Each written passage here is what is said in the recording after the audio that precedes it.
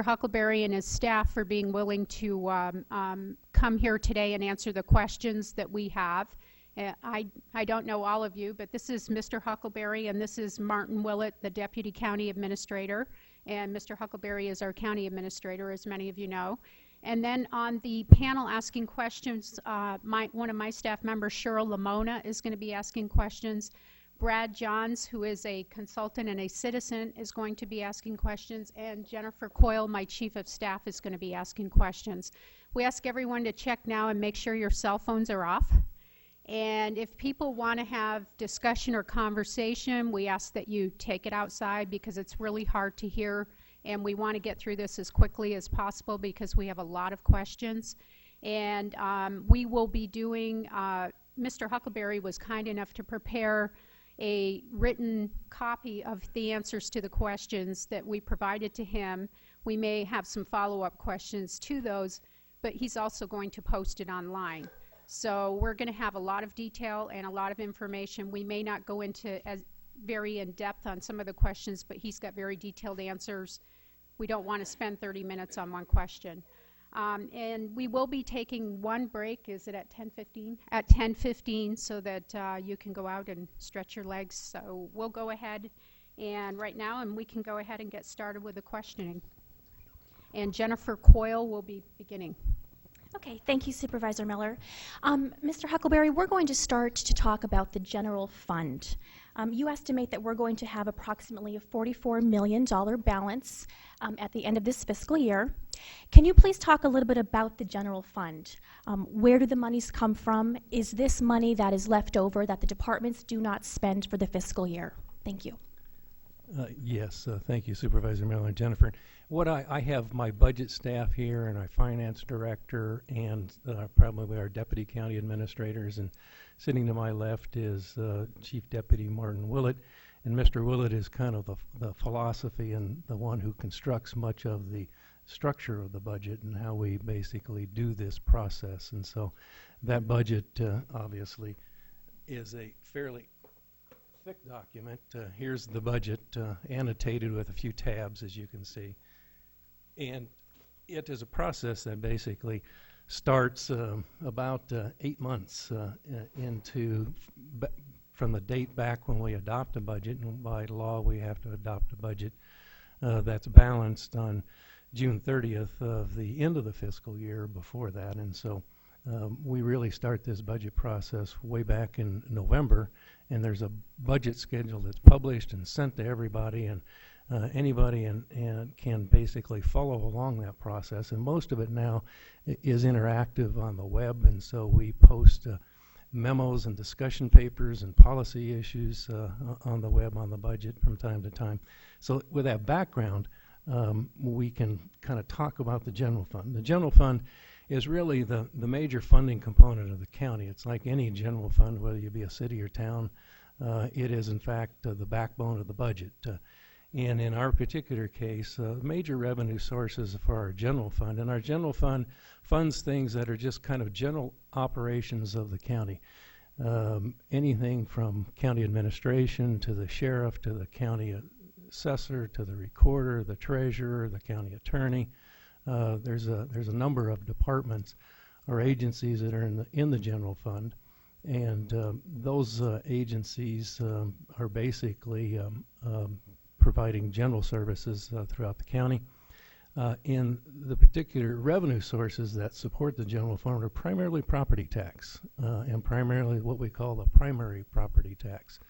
Other sources of revenue are state shared sales taxes or state shared revenues, which is sales taxes and vehicle license taxes. And then we always have a whole miscellaneous group of revenues that get poured into the general fund, from basically the charges for dog licenses to recreational fees. If you rent a ramada at one of the county parks in an unincorporated area, that revenue gets deposited into the general fund.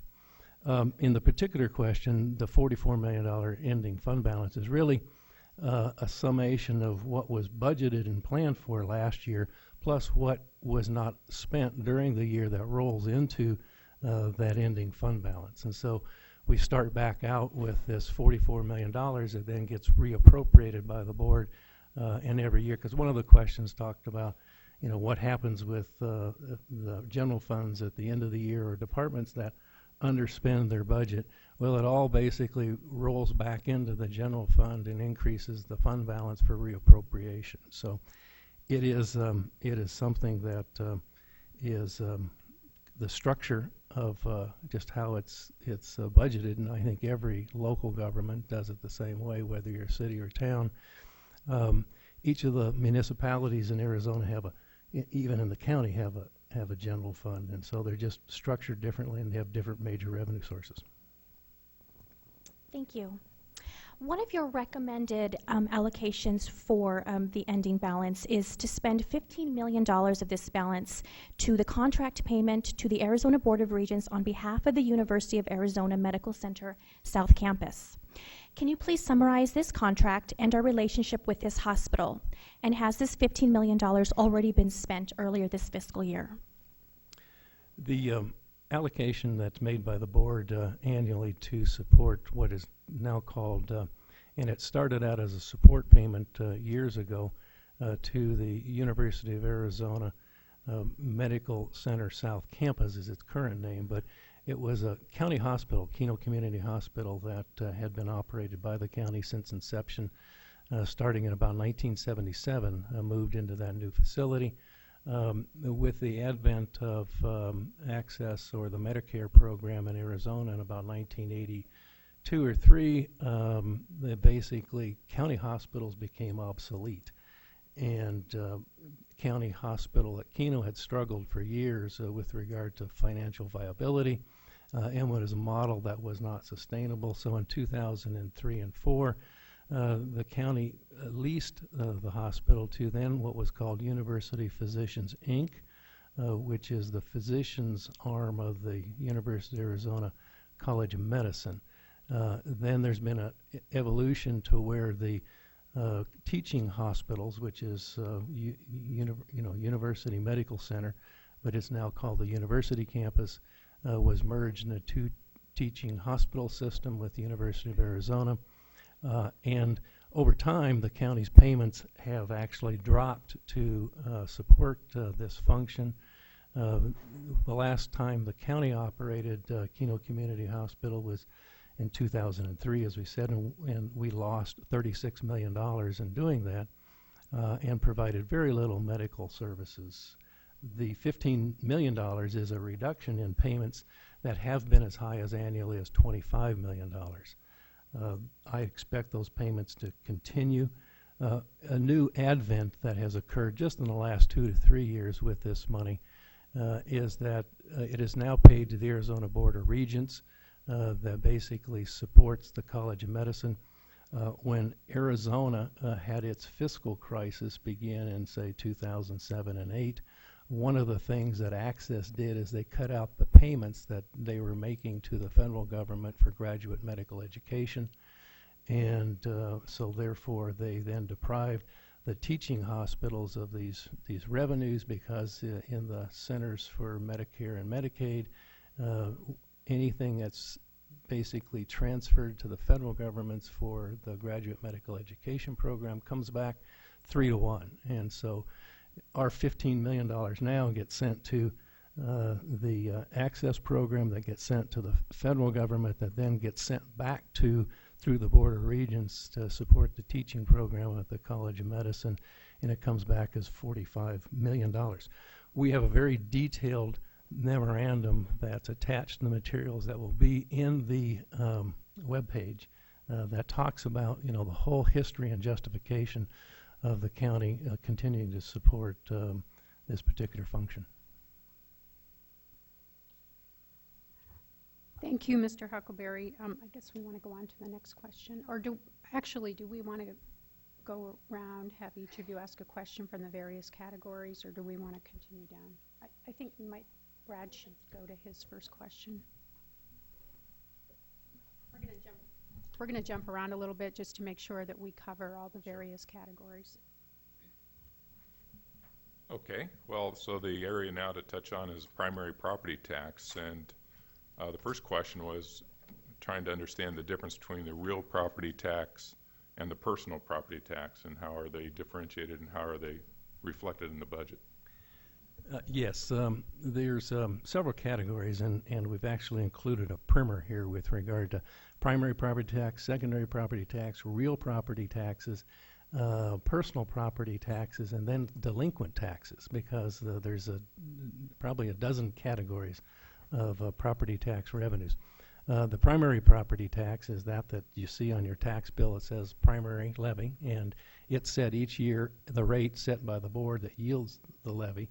The difference between real property and personal property is that real property is anything that's, I guess, real and fixed. So it's your land values, and if you have a home that's built, it's affixed to that real property. Therefore, it becomes real property, and it's taxed as real property. Personal property are things like, and the best example is a mobile home. If someone owns a lot of property, they're going to get a tax bill for the value of the real property, which is just the value of the land, and then they're going to get a bill from the assessor that talks about personal property.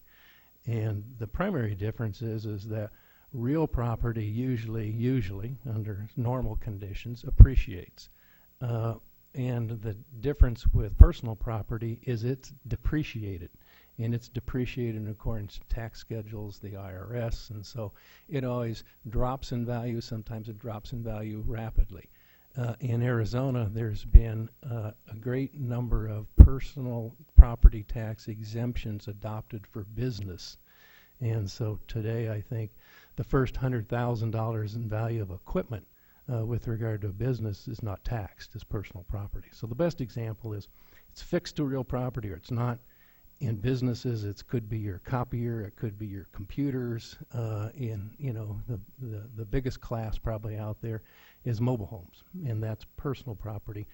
And it's not affixed unless people take off the wheels and put in a fixed foundation. Thank you. Following up on this is we've got a proposed increase of 24 cents to a total rate on primary property to $3.65, which produces, based on the budget figures, $17,510,147 of additional property tax revenue.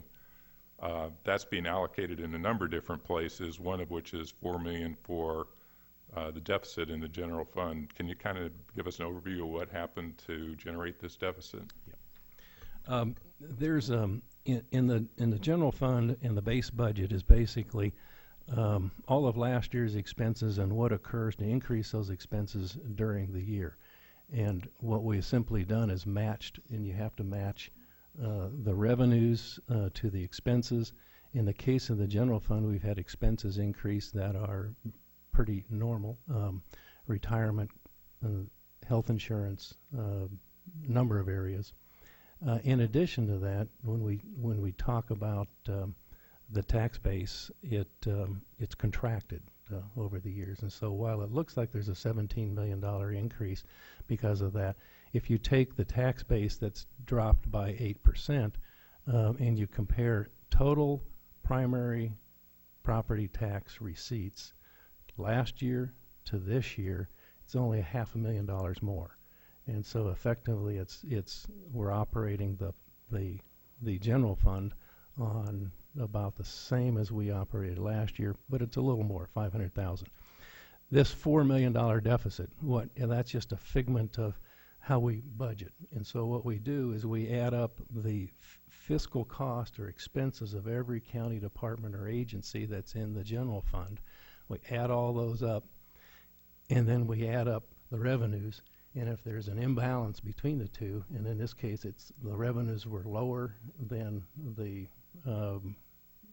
amount, it's called a deficit from the base. Thank you. Along those lines then, as we're looking at that $17 million, another proposal is the $4.5 million will fund across the board living adjustments for employees of 1% at the beginning of the fiscal year and an additional 2% at the beginning of 2014. Why are we recommending doing an across the board pay raise versus a merit increase? Yeah. in the past, obviously, we have not recommended, there has not been a raise for any county employee across the board for 6 years. And so we've effectively, during the life of this recession, not had pay increases for county employees. We are recommending one now, which is modest, at 1% in July and 2% in December. And we're recommending across the board because we don't have a revenue sufficiently to justify merit. In the past, when the county has provided merit increases and cost of living adjustments, the manner in which they used to be budgeted when there was a dependable revenue stream was 2.5% cost of living, 2.5% merit, and merit was based on performance. But we have not been in a fiscal position for probably 10 years to be able to afford a merit increase.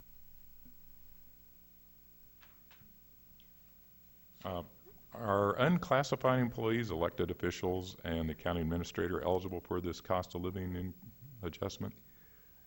All unclassified employees, so whether they're in the merit system or not, once they're an employee, they're all eligible. Elected officials have their salary set by statute, and therefore they are not eligible. And the county administrator has an employment contract.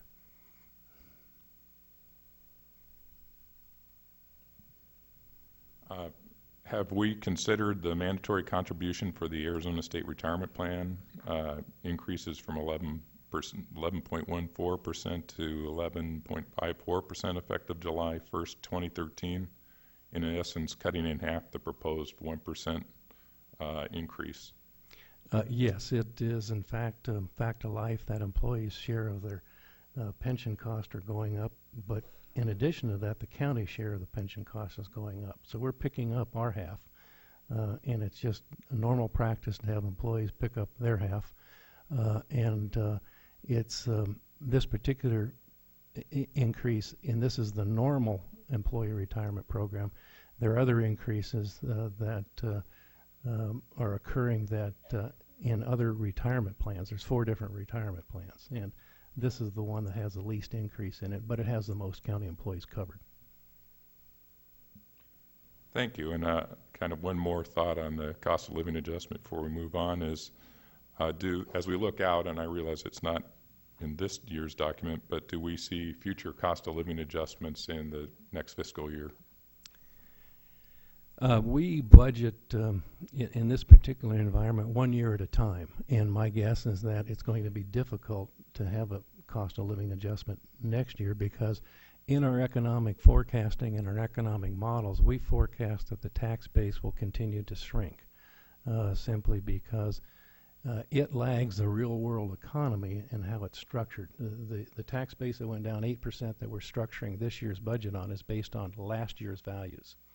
And our models show that we will see probably at least another 3% decline in the tax base next year and perhaps a 1% decline in the tax base in the year 2015 before we actually see it bottom and start to climb back up. So therefore, we face the same problem with recurring revenues and recurring expenses, which are raises, and how to fund them in a shrinking tax base. So there's nothing programmed and nothing planned.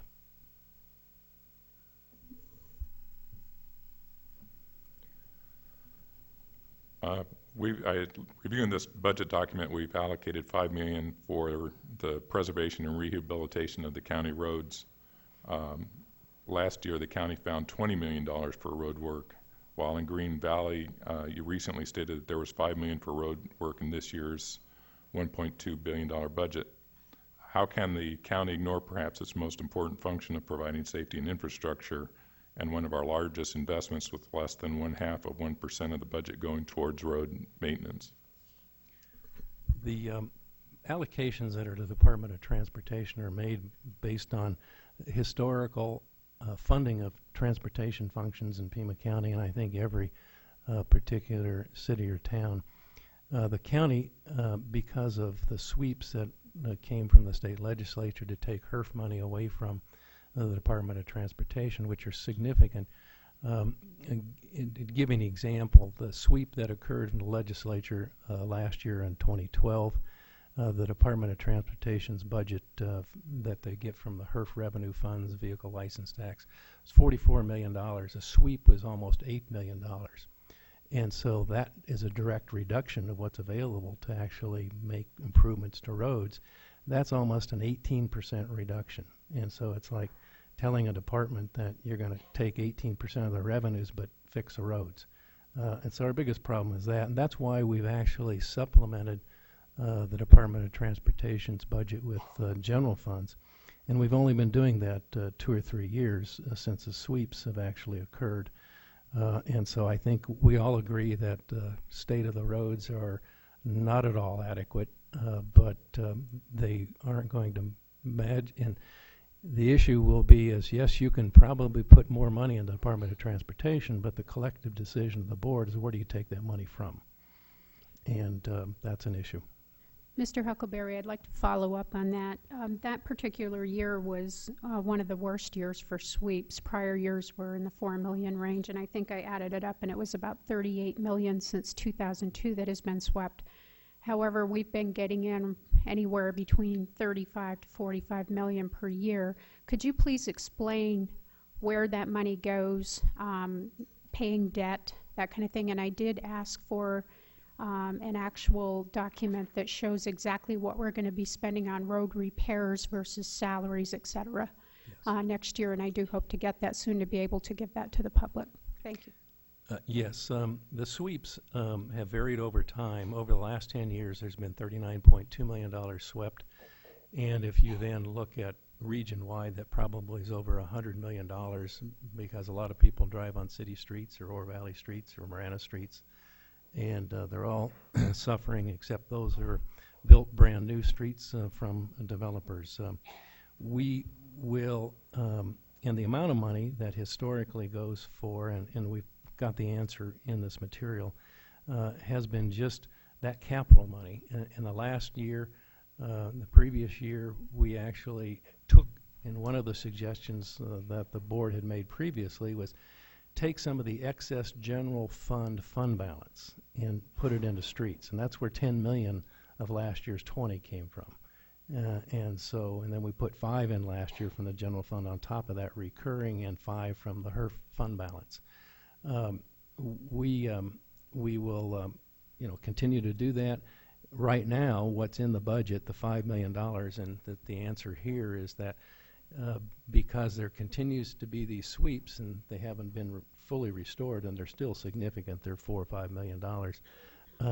The only money that's going to go into actual contracted road repair would be the $5 million from the general fund. Thank you. Pavement preservation and maintenance. Thank you. And I'd like to go back, I'm sorry I interrupted you, Jennifer, to let you finish on the general fund questions, that first one, so that we don't lose the flow. Thank you. So continuing with the allocation of the ending balance for the general fund. One of your recommendations is to allocate $2.8 million to fund subsidies to solid waste services, development services, and the stadium district. The question we received was, why are we still subsidizing these departments? Are these subsidies loans that must be paid back, given the fact that development services should operate as an enterprise fund? And what are you going to do to address this issue? Thank you. Okay, yes. We subsidize 3 departments that historically we have not, and those subsidies probably began about 2 to 3 to 4 years ago, actually maybe 5. And it's solid waste, which is a function of county government, and the revenues to our solid waste department come from what we call tipping fees at the landfill. That's where commercial haulers take garbage, dump it in the landfill, and they pay $24 a ton or something like that. Well, the landfill business is very competitive, and we have waste management, we've got everyone else in it, and so these larger corporations began hauling their waste to Maricopa County and the town of Maricopa, where they have a very large landfill. Therefore, those revenues basically plummeted and disappeared. And so ever since then, we've been subsidizing solid waste. We've just taken a move, and the board approved a measure to privatize that function. That'll take its losses from $2.4 million a year that's in the budget this year down to about an annual expense of about $700,000. That'll probably be a recurring expense, but because we are obligated to provide solid waste services, particularly in the rural areas of the county, it will be an expense that we continue to incur. With regard to development services, ever since the bottom dropped out of the real estate market, the development services used to have a fund. It's an enterprise fund, and that's what that is a segregated fund. And it used to have a fund balance of plus about $14 million at one time. And it comes from building codes, fees, permits, all the charges related to land development activities. Because of the recession that started in 2007, that fund balance has been depleted. And the people would say, well, why didn't you reduce the staffing in development services? Well, we did. The development services department at its pre-recession had about 180 employees in it. Today it's got 60. And the issue is if you keep cutting an organization, you take away its basic functional structure. And therefore, we feel it's at about rock bottom stress right now with regard to staffing. And that as the real estate economy picks back up, we need to be able to provide services. It is likely that the subsidies to development services will end in probably a year or two as we recover. And it's likely that these $1 million a year subsidies we've been getting to development services can be recovered as they begin to generate revenues in excess of expenses based on their charges. With regard to the stadium district is an arm of county government that is really started and was funded for the purpose of Major League Baseball spring training, and it resulted in a $38 million stadium being built on Ajo Way. The two teams that were performing spring training, the Chicago White Sox and the Arizona Diamondbacks, broke their contracts with the county and moved to Phoenix because the Phoenix Maricopa Stadium district built the Chicago White Sox and the Los Angeles Dodgers a new spring training facility costing about $160 million. And so, basically we just got out-competed from the neighbors to the north, causing them to break those contracts, which then took away the revenue.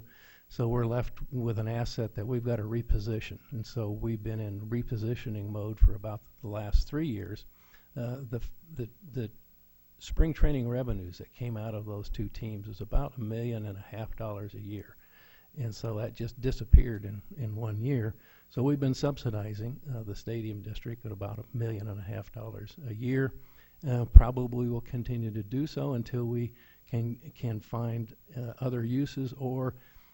And everyone says, well, that's terrible because it doesn't function. Well, it functions well. We can provide you great detail, chapter and verse, of all of the amateur sports activities that are taking place at that facility today. And so those are park purposes that are being met within this community, and little leagues and baseball teams and college tournaments and other baseball tournaments that are occurring.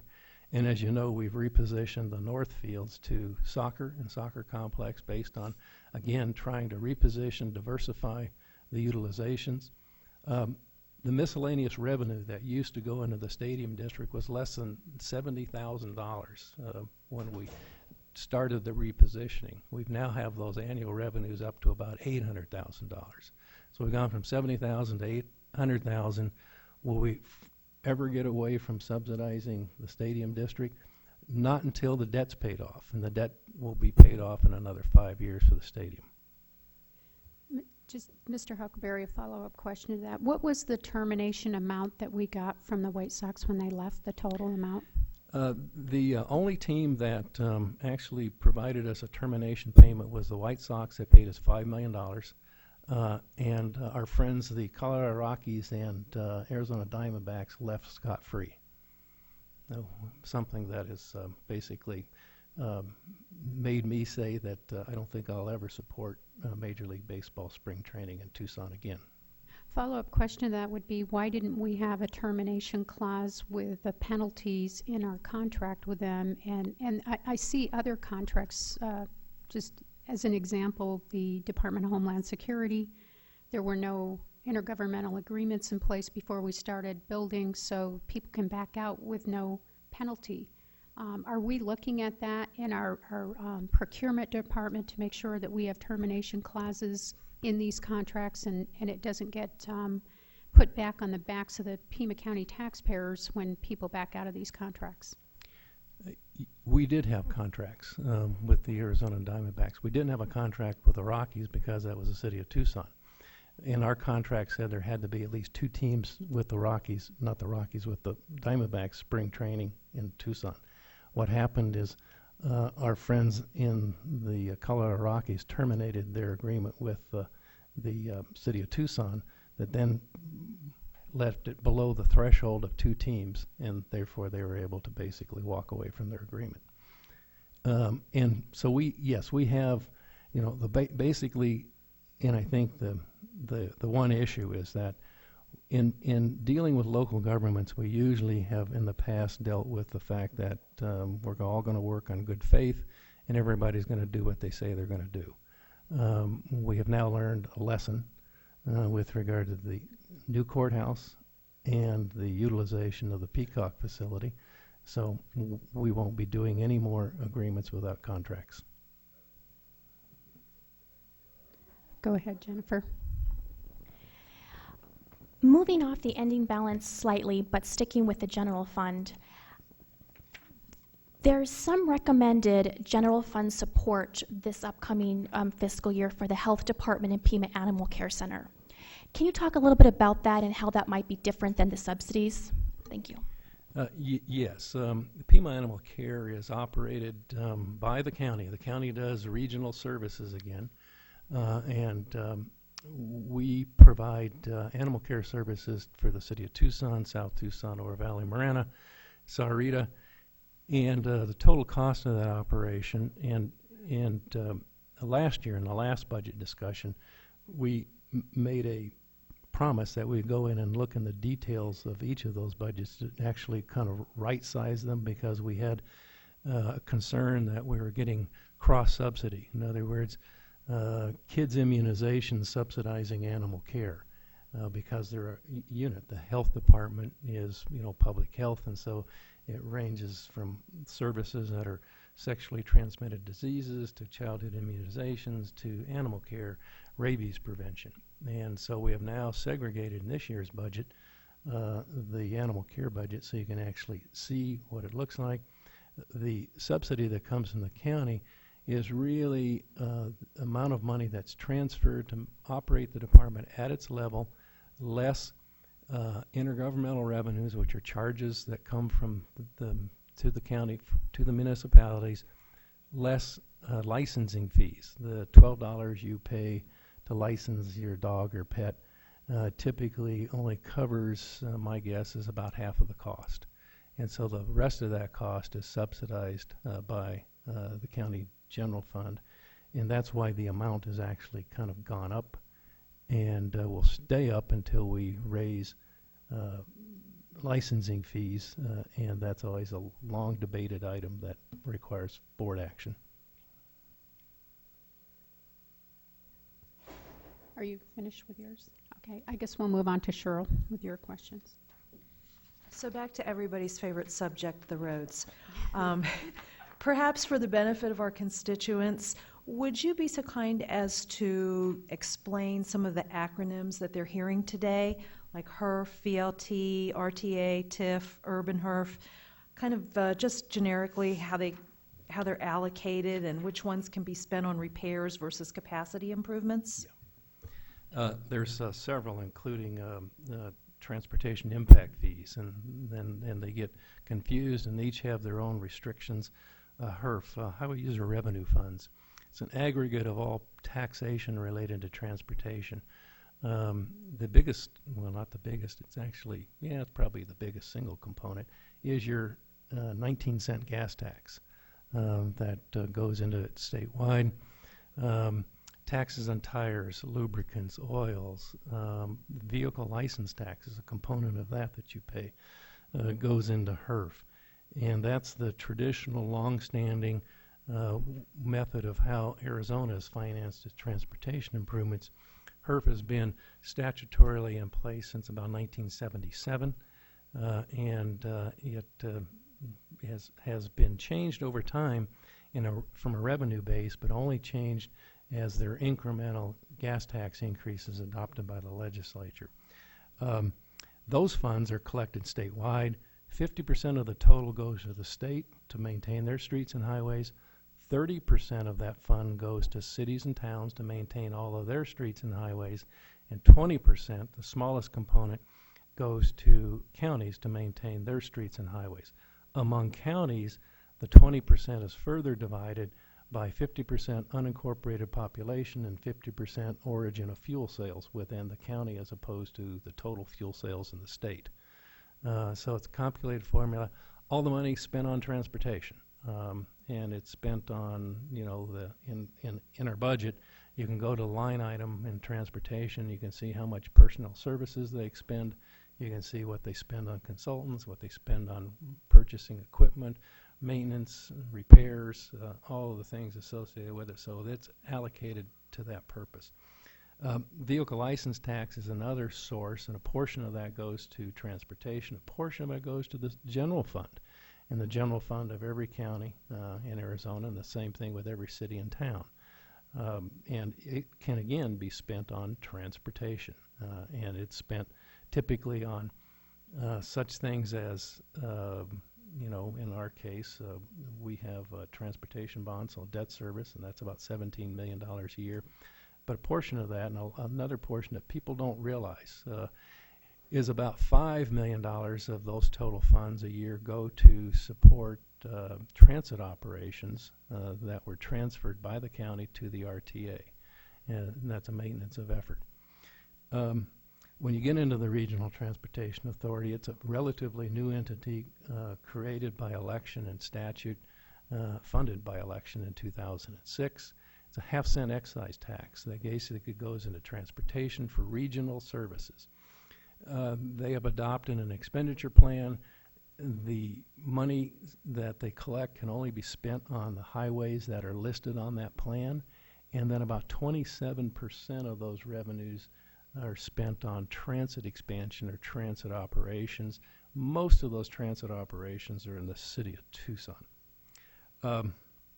Impact fees, a big one that's confusing because in my transportation report that's also online, I talk about a fund balance. You know, we're sitting over here only basically allocating $5 million a year out of the general fund because to do more requires us to, you know, either make decisions about taking money away from people or raising taxes.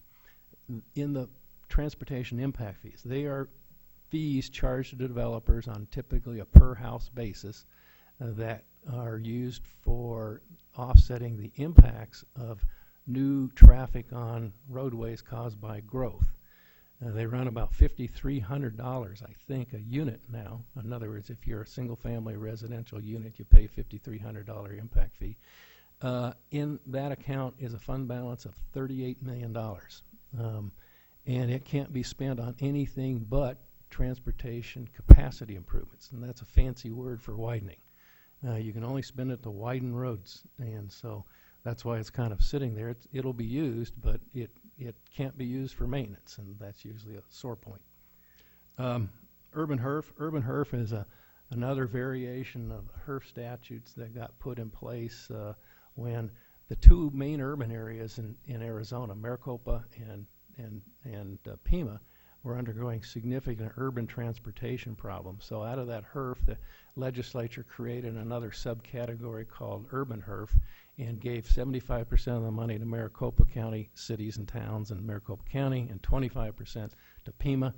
And that's allocated through the regional planning process, the MPO, and that's called PAG in Pima County. And they allocate those monies.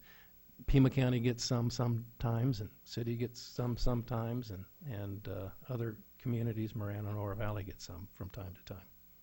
Does that urban HERF come in through the RTA? Is that where it goes? It comes in through PAG, through Pima Association of Governments, right. And it may be programmed then and sent to an RTA project, but it does not have to be. It could be sent to a Pima Yes. unincorporated area Yes. project. And is that specifically for road widenings, or that can that be for repairs? That can be for repairs, because the city of Tucson kind of typically had always been, the way it was defined in statute years ago was for mobility. And so it was interpreted, the way Phoenix used the money is they built the 101 and the 202 and the 303. And historically in Pima and the cities and towns here, they've been using it for road widening. But the city broke the precedent about 2 years ago and used a significant component of it for pavement rehabilitation. Thank So you. it could be. One of our constituents asked the question, why are Pima County roads in such a deplorable condition, and what are the higher spending priorities that have resulted in such poor roads? The couple of reasons, and I think there's a fairly long transportation report that was written and acted on by the board recently, and it gives you kind of chapter and verse as to the condition and reason for those conditions on our road system. And they're pretty straightforward. We had always been barely keeping up with pavement preservation for about the last 5 to 10 years. When the sweeps started at the state level, they took the margin of revenues that we could have available for pavement preservation and made them basically go to zero. And so that's why we see this acute problem all of a sudden showing up in the last 5 years. The primary reason that is that we have to face the fact that the revenues available to support transportation just simply aren't there.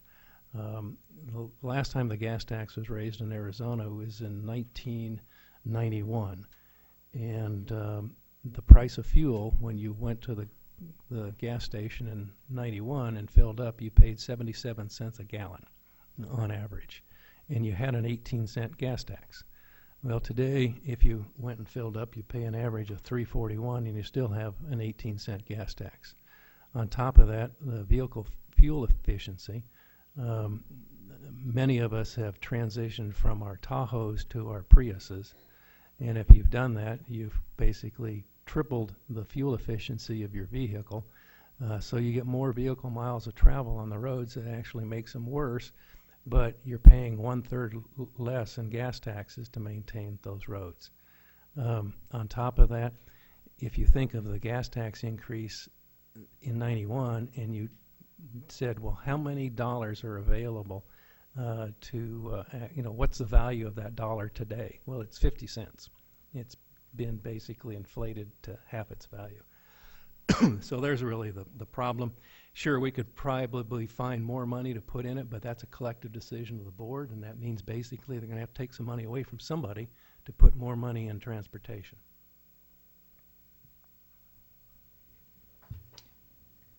Can you tell us exactly how much we are spending on pavement preservation, not including salaries, equipment, overhead, things like that, but the actual road repair? Yes. The Department of Transportation in the years, we'll say 2001, 2, or 3, probably spent a little bit of their own money that was coming out of HERF on pavement preservation. Probably not a lot, $1 million to $2 million maximum.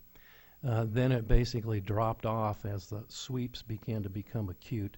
Then the only other money that's been basically utilized, other than the salaries that we have patch crews and we have crews who go out and fill cracks and do all those things, but the real work of pavement overlays or chip seals, or they have this new word called Cape Seal, or all sorts of other asphalt treatments on top of roads. It's only been invested in the last couple of years in the county, and last year it was $20 million, and this year it's $5 million in the budget, and that's it. How much is remaining from the 1997 HERF bonds, and do you plan to issue the remaining bonds? If so, how much? Okay, let me see if I remember. The answer's in here, and see if I get the quote right, fairly close. 80-some million, 86 million's left. 78, okay, I'm sorry. 78 million's left. It's programmed to be, spent. Some of it's obligated to future contributions to City of Tucson projects, Houghton Road, Broadway. We don't know where those particular projects are going, particularly Broadway. There's a great debate over whether we widen Broadway or not, but the bond implementation plan ordinance says it has to be widened to 6 lanes, and so if the city makes a decision to keep it at 4 lanes, I guess we'll keep our money. But we're only going to authorize and issue what is really necessary to meet the end of the program. If we can finish the program without issuing all of the authorized bonds, there's a difference between authorization and issuance. Authorization is simply the Voter Act to say you could issue up to $350 million in bonds. That was the 1997 question. As we then issue those bonds or sell those bonds, it's in increments. The program is effectively about 80% complete already, and so there's a discussion as to whether or not we'll need to issue all of them. If we don't issue them, we won't need to retire them, and we're only going to issue what is absolutely necessary. And I think there's about $14 or $15 million planned to be issued for fiscal year 13-14. Thank you. And one final question on this topic. As listed on the summary of all activity by fund, what is transportation unreserved fund balance of approximately $18.3 million, and what is the approximately $21 million interfund transfer out? Let me let either Tom or Bob answer those budget details. Supervisor Miller and members of the committee, the unreserved fund balance for the Department of Transportation is the cumulative balance of unrestricted funds through the years. That's the net difference between the amount of revenues that came in and the expenditures and the amount transferred to capital projects. It's the amount available to be used in the current year and for the next budget year.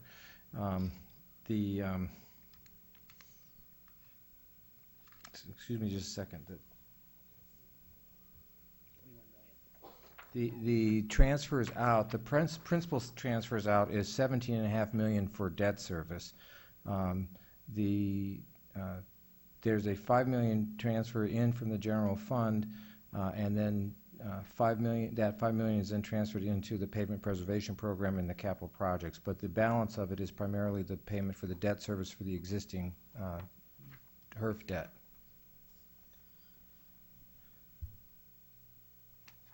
Thank you. Okay, we'll go back to Jennifer to ask some general questions. Thank you. Generally speaking, can you identify some cost reductions that you have identified for the 2013-14 recommended budget?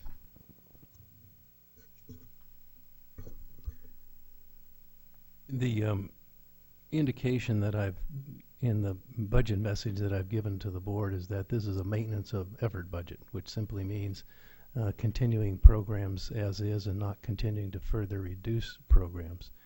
We have cut the county's various departments and agencies and their operating expenses on average since 2007 cumulatively between 12 and 15%. With one exception, that being the sheriff. And the sheriff has only been asked to reduce his budget by 2.5% over that period. My judgment has been is that if you, and you can, I mean, it's again the collective direction of the board, you can impose another 5% reduction if you'd like, but it will mean real service impacts. And so we're at the point of where we have tightened our belts and done as much as we can efficiently and over the last 5 years as we can. Further reductions mean service reductions, and I have not recommended any of those.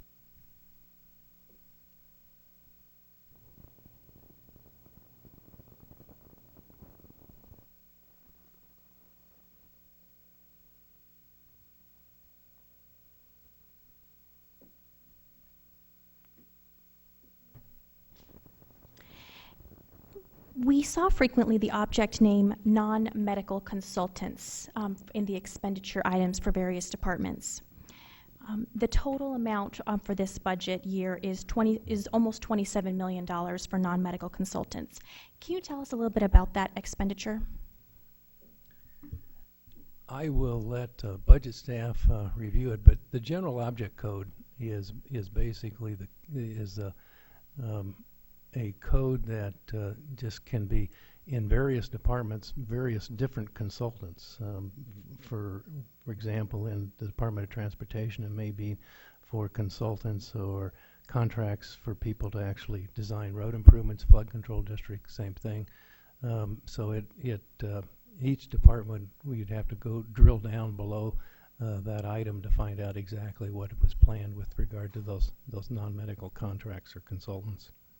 Do you think we could get a schedule of that from each department? Because that's a very large sum of money, $27 million, and it would be interesting to look at that and Sure. understand where that money's going and who the consultants are and exactly what they're doing. Consultants are contracts, and, Right. and they may be ongoing contracts, and Okay. and so because we often have multi-year contracts, and so depending on whether we have shown that budget in that contract.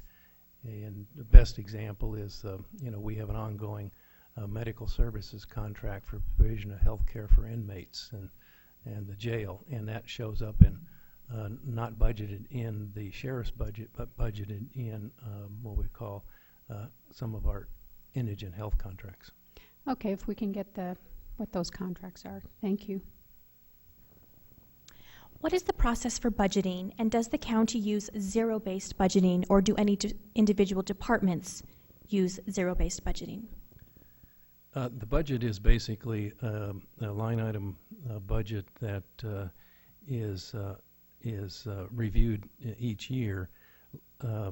Zero-based budgeting is a process that the county had employed previously to the recession, and we typically would zero-based budget about 5 to, say, 10 agencies or departments each time. Our experience with zero-based budgeting is that because of the fiscal constraints that most departments had operated under, the outcome, I think, uniformly is that there weren't any reductions in expenses. Very often there were increases in expenses that required appropriations when there were revenues. Since there are no revenues and the revenue position is negative, we've discontinued that zero-based budget for those components until the revenue picture improves.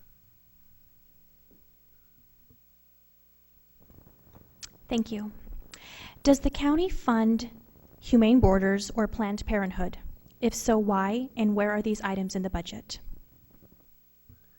Yes, two answers. One, we do not fund Planned Parenthood. Second is that we fund Humane Borders in the amount of about $26,000 a year. It's in the community services budget, and it is an allocation that actually has been tested in the courts with regard to being a valid public expenditure, ruled to be valid by the Court of Appeals. And it is for the purposes of offsetting county cost or providing services to potentially county residents. But it's more importantly an issue of cost deference. The county by statute is required, anyone who found deceased within the borders of the county is required to have an autopsy. And therefore those who basically might perish because of the lack of water, the cost of the autopsy is $2,000. Then the public fiduciary has an obligation for burial and cremation. That's another $700. And then we have an agreement with the Mexican consulate to try and notify next of kin, and that typically about doubles those costs. And so when you throw all those costs in associated with the proximity of the border that we have, and the reality of it, is that that expenditure is designed to be a measure to cost save. Thank you. In a recent press release, Fitch Ratings assigned the securities in Pima County a AA rating, citing our outlook as stable. The press release also stated the funding levels for the state-sponsored pension and the post-employment health insurance programs for the county's retirees are weak, ranging from 50 to 56% funded. Can you please discuss this and also tell us what is the funded number? Thank you. Yes, the pension issues in Arizona are pretty much highlighted in a recent series of articles in the Arizona Republic that I think probably just concluded. And when you look at our system, there's really, I think, about 4 groups that are in the county's retirement. County doesn't have a retirement system. We're a member of the state retirement system. And those are the most unfunded one is the one for elected officials, and it's funded at 58% of liabilities, followed by public safety retirement system, which covers our deputies and the county attorney investigators. It's funded at 64%, followed by correction officers funded at 68%, followed by then where we have most of our employees in the regular state retirement system, and it's actually funded at about 84%. The issues with the retirement, you see rating agencies look at national trends and what's occurring, and in our particular case, we don't have any obligations or liabilities associated with pension funds other than we have to pay our premiums. We're like a member, and so we're paying our premiums to the state of Arizona. So we have no liability or obligations to the 4 retirement systems other than to make our payments. To follow up on that, I was reading the Fitch's analysis of our bond ratings, and they gave us a very high rating, but they did talk about the fact that the county being funded at 50, they estimated that our funding levels are weak, ranging from 50 to 56% funded. This could in fact potentially impact our bond rating. Is that correct, at least according to this document from Fitch's?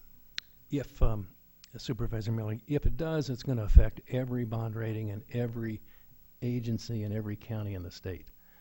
Because, again, we can't change the contribution rate, only the legislature can. We can't change the eligibility or defined benefit plan versus 401k, only the legislature can. And so we're kind of at the mercy of what occurs at the legislature. And if, in fact, Fitch is going to downgrade us, they're going to downgrade everybody else in Arizona, including the debts of the state of Arizona. Are we, through the County Supervisors Association, actively working to try to work with the legislature to ensure that this doesn't happen down the road, or? It's a topic that, the County Supervisors Association is made up of I think, as Martin says, 61 supervisors in the state of Arizona. They're elected officials. And their biggest concern is getting their own pension plan cut. And so I guess maybe they are, but they usually are looking at it more from the perspective of being an elected official. Thank you.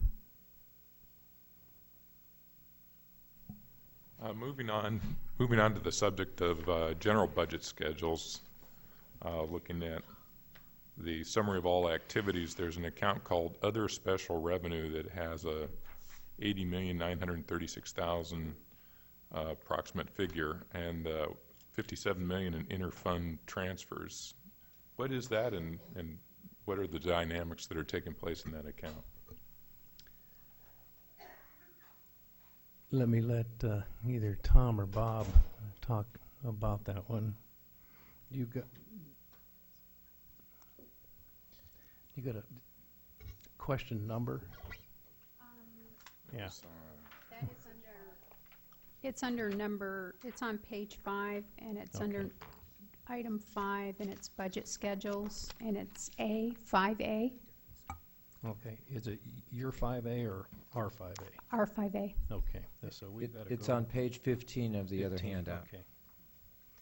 What we've done for everybody's information is interspersed our answers with their questions, and therefore what it does is expand the document. Our answers and their questions, you have probably, 6, 7 pages in questions? Correct. And we 13. have 45 pages of answers. Yeah. So Thank you. We We're trying appreciate to that. figure out, okay, what question are we on? It is on page ahead. 15 of your document. All right, Tom or Bob?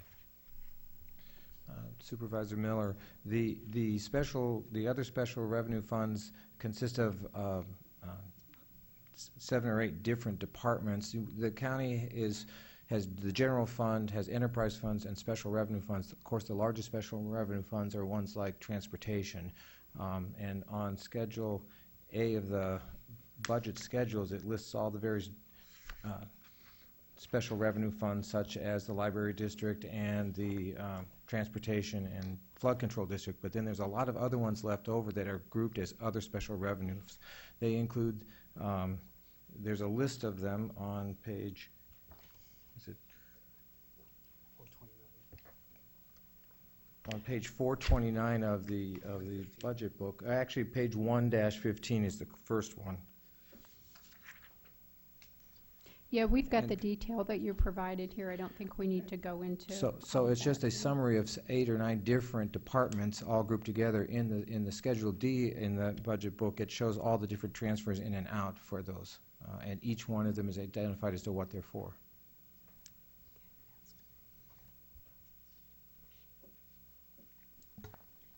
Going a little further on the subject of revenues by fund and category, could you explain the methodology that's utilized for generating the projected increases in sales and use tax revenues, and how does that city participation work?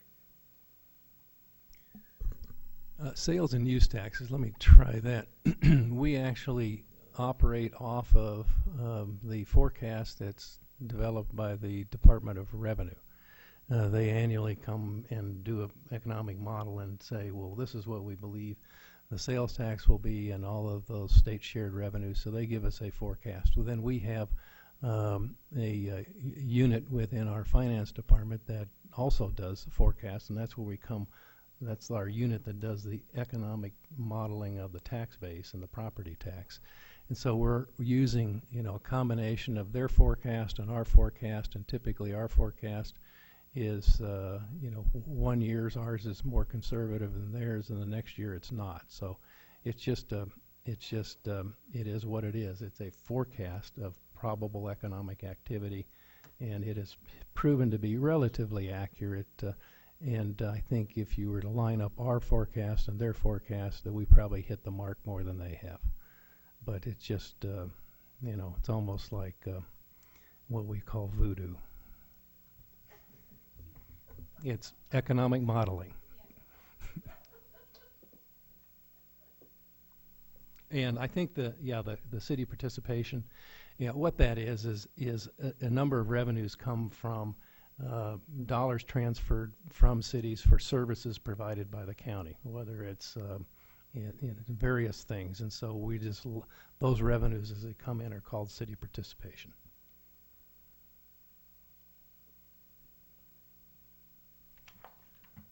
We also had a couple questions regarding charges for services. There was a line item for general government, which was up about $1 million, and also contributions and pub enterprises. Sounds like a good business I'd like to go into. It was up about $3 million.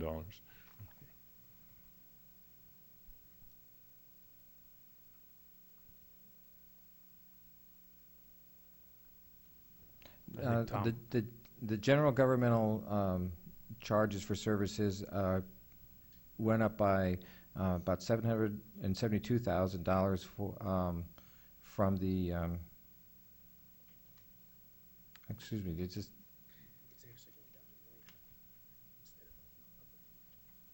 give me just a moment, please. We prepared a lot of this stuff in the last 2 nights, and so I'm trying to make sure I get it right.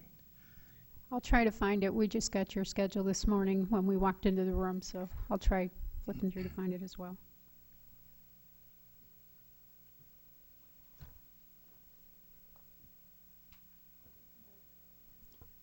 I think it's on page 17 of your document.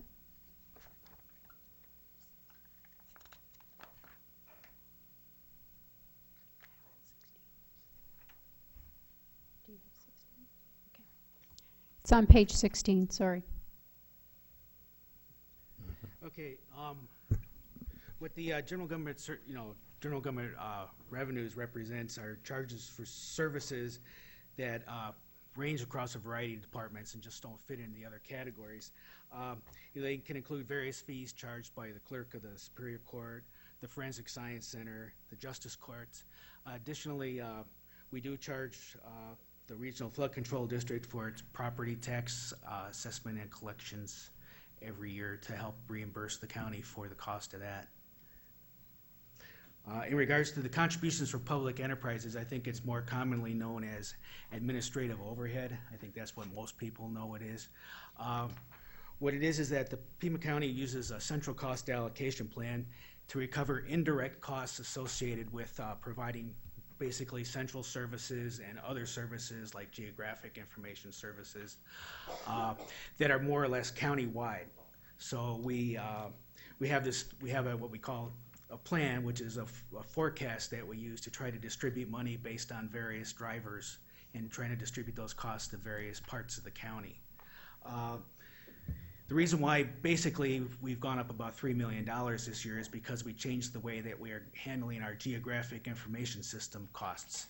When we first started this, it was basically just the public works areas that utilized that system, but now, geographic information system is now part of everything that goes on in Pima County, everywhere in the world. People need to know who's where, what, how do I target my services and the like. So it became a more general type of service provided rather than a service provided to specific departments. So this indirect cost allocation plan allows us to spread that around to all the departments. And that cost was about 2.7 of the $3 million increase.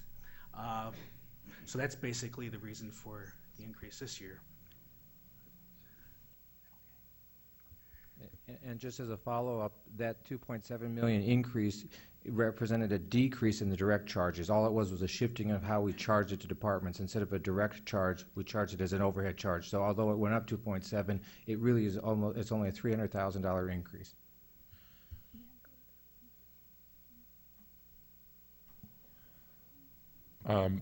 Moving down the list a little bit, there was debt service property taxes. There's a reduction of $4 million here due to the levy going down.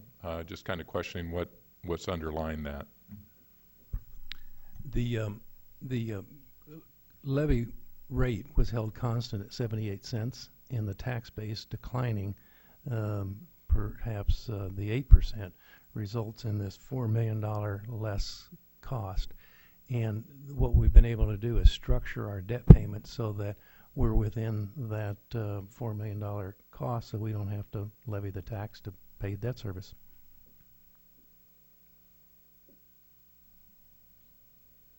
Next item down the list here is the RWRD capital contribution. Can you describe what that is and who we're paying that to? Yes, the WRD is the Regional Wastewater Reclamation Department. It's our sewer department.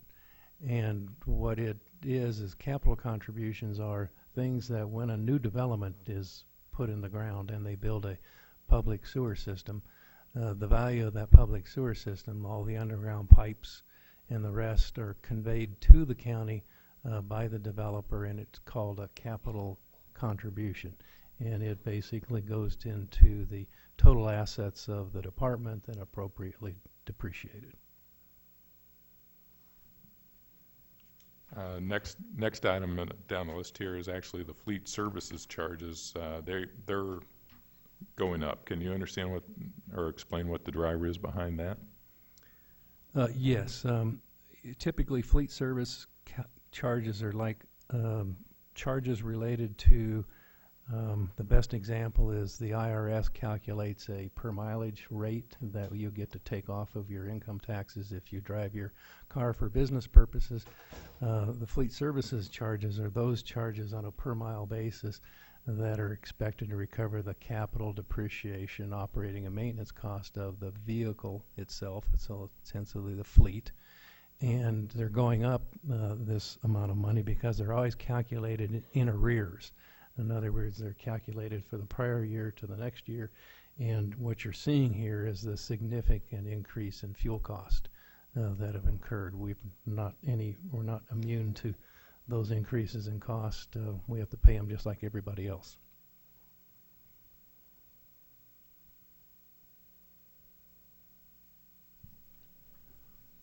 Next line item on the list of the funds and categories was the print shop charges. Have we considered outsourcing for that particular line item? We actually do outsource certain, what we call complex particular jobs or products. We've gone through a series of studies over the years with regard to print shops have always been popular places to talk about outsourcing. And our print shop is one of the very few county agencies that actually makes money off charges. And so therefore, it's combined into what we call graphic services and printing. The printing side of that equation makes money. The graphic side, which is the creative side, loses money. And so I think our view is that if we contracted out print services, we probably lose more money. Is that, for example, I was just looking at the cost of my cards for my business cards, and they seem to be, I forget what it was, but it's pretty expensive. And are you talking about when you're saying they're making money, is that because they're charging me and other departments the rate for a pretty significant, it seems to me a pretty high rate for producing cards and those kinds of things? Is that where the revenue comes from, or the various departments? The revenue comes from all printing jobs that they do. And so we find that in the printing of the cards, very often people aren't satisfied with black and white. They want color, and some people want embossed. And so by the time you start doing those things, you're going to run the cost up. Okay, so the revenue does actually come from departments within Yes. Pima County. Yes, Okay. and in the past, we've had departments go out and this is very typical of the debate of centralized control versus decentralized control. Departments go out and spend a lot of more money on printing because they wanted the fancy this and the fancy that, as opposed to in centralized, they get, kind of the average run-of-the-mill printing jobs. They don't get to customize their own printing. Thank you.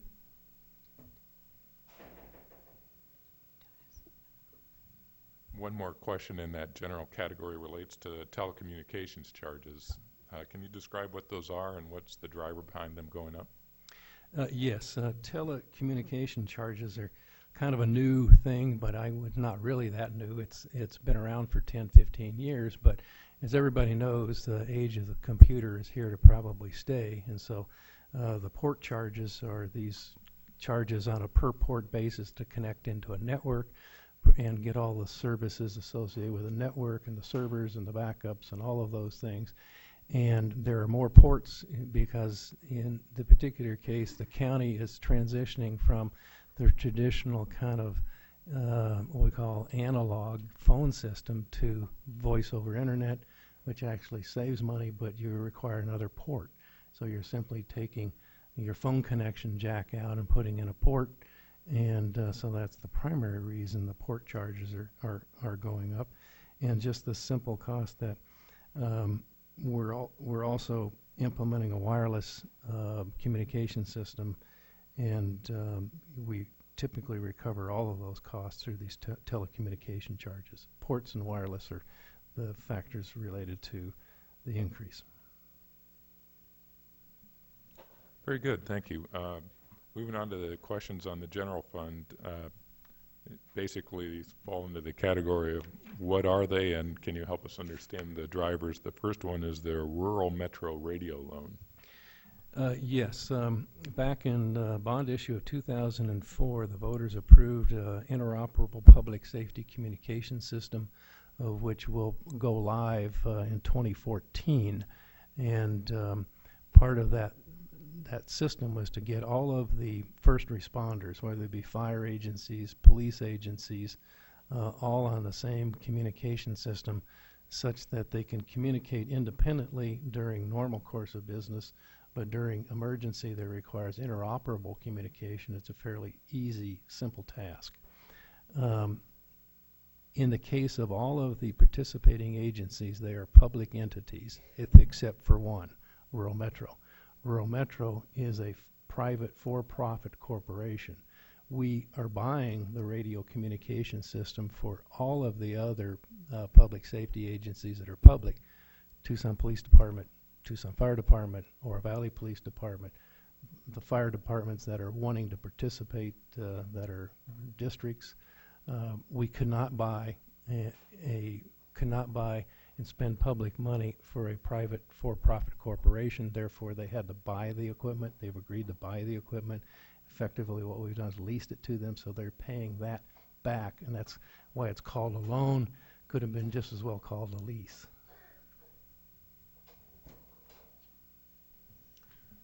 Very good, thank you. There's a line item for economic development and tourism. Is this TRIO? And how much are we funding TRIO next year? How are we measuring their performance too is one part of that question. Okay. It is where TRIO's funding is embedded. It is a department of the county under community services. It's got 2 or 3 people in it, but its primary function is to promote and coordinate tourism and economic development activities within the county, and to monitor the contracts for performance and compliance with agencies that we actually have economic development contracts with. One of the contracts, which is in this discussion, is with the Visit Tucson Convention and Visitors Bureau, and that's about a $3 million item. But in the TRIO contract, it's a contract for services. Our amount that's budgeted for TRIO next year is $450,000. The performance measures are embedded in the contract, and we can actually get an exhibit of that particular contract that shows all of, so many new locates, so many new jobs, so many jobs that pay at a certain wage level. To follow up on that, have we got reports on prior year's performance by TRIO? Have we been measuring those, and do we have those reports as well? I'd like to get a copy of those if they're available. Yes, we do, and we can basically make all of those available on the webpage in summary form.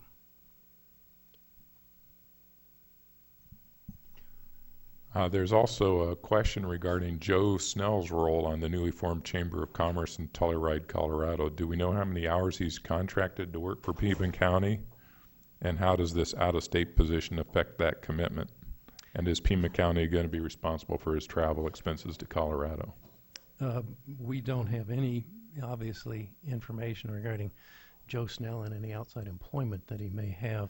And that is a matter that's really subject to the TRIO Board of Directors. And we are not paying, the one item is we're not paying travel for Joe Snell. To follow up on that, I know it is a matter of the TRIO Board of Directors, but Mr. Snell does have I believe, a salary of over $300,000 per year. And if he's working for the newly formed Chamber of Commerce in Telluride, Colorado, this just recently came to light. This seems to me that the $300,000 per year would be a full-time job dedicated to regional economic development in our area. And my concern is we have somebody that we're paying a full-time salary. I mean, that seems like a full-time salary to me. And he's also working up here in Telluride. I don't know, I guess it's Sharon that's on the TRIO board. I think we need to address that with her and ensure that he is working full-time for our region. I don't know what we can pass along the issue and the concern. Like I said, the first time I heard about it is when I read the question. So I don't have any idea. Also, a question on the general fund is there's a line item for employment and training. Can we describe what that is, what's involved in that particular line item? Employment and training basically is the implementation arm of our workforce investment activities, which deals with all of those areas of job training, retraining, employment, unemployment retraining, whenever a firm that's in the county, they're under, I think, a federal requirement that they notify the Workforce Investment Board, which is the county, with regard to layoffs. They have to designate the layoffs, who's being laid off, and then one of the component things that the county does is work on a reemployment plan and a training plan for those laid off employees. And very often we also use the reemployment activities and employment training when we have new locates that come to Pima County, new firms that move in that really want specifically crafted job training for employment base. In other words, if they're an aerospace employer and they're moving into the community new, they may want to have a series of employees that have certain aerospace training skills. We then purchase those services from either a private employment trainer or usually Pima Community College. So it's really job training, issues dealing with youth and basic education and workforce experience and retraining of folks who get laid off from their jobs.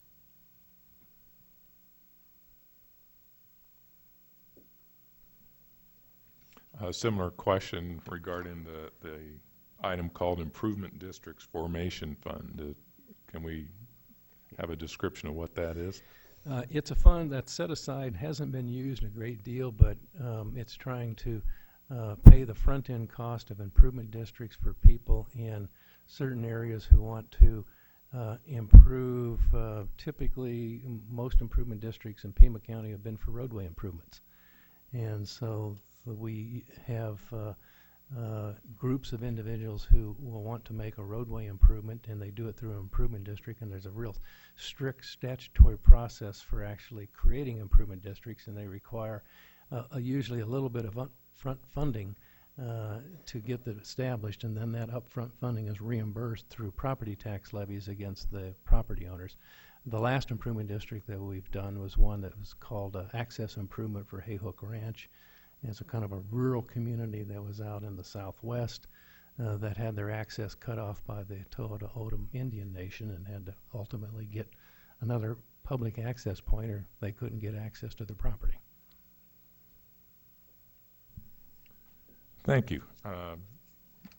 Next question was similar. It's what is the PHS Transition Fund? The PHS Transition Fund, the county for years continues to we do this annually. It's an active process that we right-size the public services that we deliver. And we've been in the PHS Transition Fund. PHS stands for Pima Health System. And Pima Health System is one of the healthcare components of the county that we've right-sized over the last few years, starting with the transition of the hospital in 2004. That is where we then privatized that function. We then have privatized two other functions recently. One is the Pima Health System. It used to be a county agency. It had about 300 to 400 employees in it, and it provided the administration of the access healthcare programs in Arizona on behalf of the county, and they were long-term care contracts and long-term care for elderly as well as acute care for people who couldn't afford or who were enrolled in access but had hospital care. We have basically transitioned those services to the private and done that. And the third transition in the Pima Health System was we used to operate a nursing home called the Posada del Sol. And so it has been sold, and we've transitioned out of those healthcare services. So we can transition completely out of direct healthcare services because the private sector competition has been able to actually perform services better and cheaper. And the PHS Transition Fund, in having this plan, we had to have what we call an equity contribution, which was equivalent to a deposit of so many dollars per insured person or enrollee in the plan, and it totaled $4 million. And it was the county general fund that created that equity in the PHS system. So when we were able to get out of the business in PHS, we were able to get the Arizona healthcare containment system organization, that department, to actually release our equity contribution. So just money that came back to the county, and $18.5 million of that dollars that's come back is being transferred into this budget to help balance it. Yeah, there was one line item remaining on this page that I missed here, was a question on loan repayment for special park special programs. Can we have a description of what that line item is? Yes. The county, when the Star Pass Development Hotel, the Marriott, was approved to be in the county and approved by the county board of supervisors in a zoning case, one of the requirements the county had, because it was up against Tucson Mountain Park, was to enter into an agreement that basically required Star Pass to make contributions toward a environmental enhancement fund.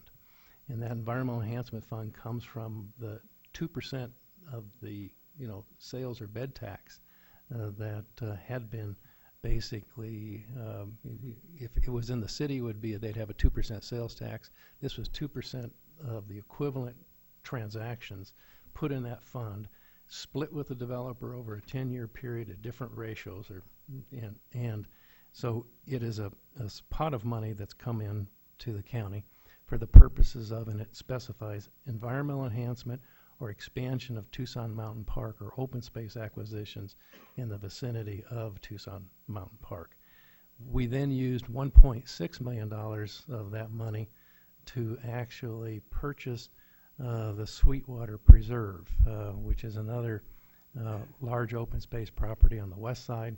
And the money that is actually coming into this, so the loan is to the parks program because the open space is parks. The revenue comes from Star Pass, and it will pay back the loan. And so that's what it's called.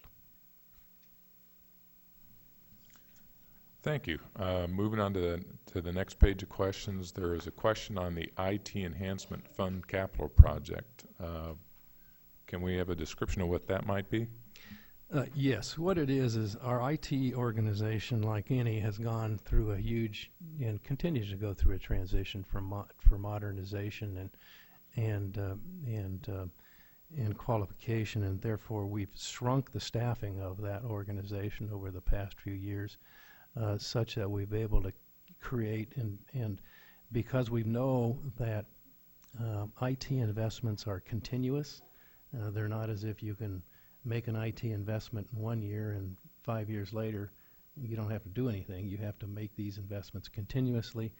And so what we've done is take the savings and the personnel cost in IT and created an IT enhancement fund, which is really rather than simply letting that money revert to the general fund, it's created an ability for us to make IT investments out of cost savings, so that we can convert personnel cost savings into capital investment for IT purposes. That's what the fund is. It varies from what we've done with it, but we have probably a very robust network system today and a very robust what we call disaster recovery and backup system that we didn't have 5 years ago, and it's primarily because of this. Thank you. We also had a question on the sheriff commissary operation. What is that particular operation? When you're confined to the Pima County detention facility, you get to buy sodas and candy bars and toiletries and things like that from the commissary. It's like a commissary. And so what they end up doing is those products are typically, marked up, and any profits from the commissary go into the commissary fund, which is really an inmate welfare fund. And so it's used for the welfare of the inmates, mostly to make what we call facility improvements at the Pima County Adult Correctional Facility, such as, replacing the hot water facilities so that everybody gets a hot shower. That's inmate welfare.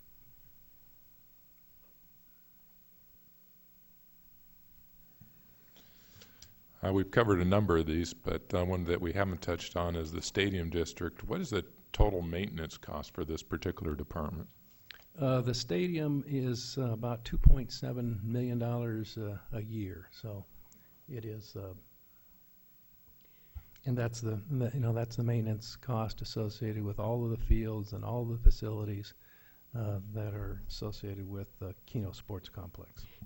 So the stadium district is strictly the Keno Sports Complex, is that correct? Yes. Okay, thank you.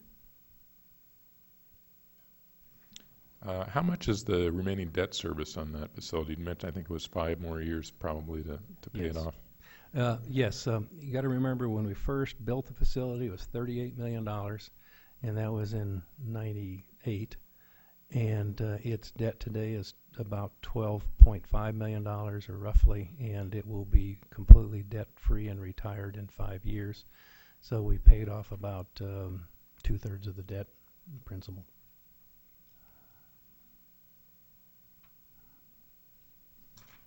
And under the capital projects, there's a line item for RFCD. Can you describe what that is for? Yes, the RFCD is a regional flood control district.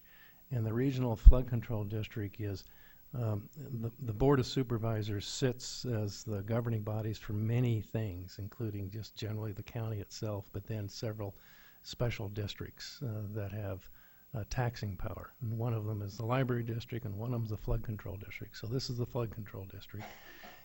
Its tax rate is going to remain the same as this coming year as last year. And the $6 million is from the money that's levied in the secondary property tax or flood control district. Not all of it is used for personnel expenses or operating expenses. So they have money left over, then it gets transferred into a capital fund, and that capital fund is then what builds flood control district actual projects. I think before we get started with Cheryl, this is probably a good breaking point, and we can all take a 10-minute break and then come back and finish this up. Thank you.